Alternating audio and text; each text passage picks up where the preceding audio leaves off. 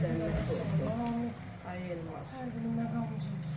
Allah rahmet eylesin. Allah cem şəhidlərimizə rəhmət eylesin. Ay bizim oğlumlar. Ay bizim məhəlləmizin ilgidir. Hadi bakalım. Ne geçecek? Ne bakacağız? Çok səbir versin. Kameralara koyduk. 92 şəhidlərindən də.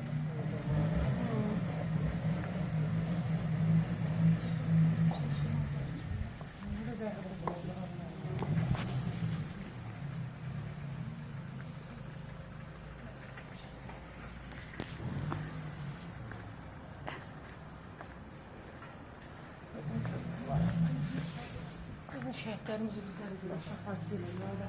Arzu bacım, buna bak. Hacan. Deyirəm, indi bax belə deməsən, gör, deyəriyim mi bacıdır, üzü gözdə bağlı.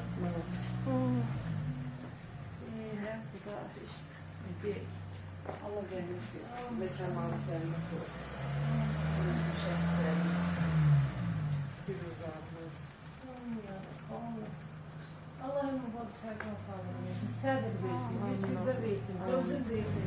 Allah ağlımızı başımızdan almasın. İlahi, amin. Ya Rəbbim. Allah ağlımızı başımızdan almasın.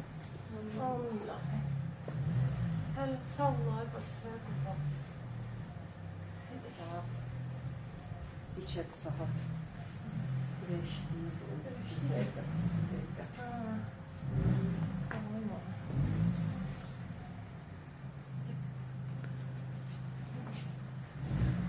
Saat neçə deyirsən?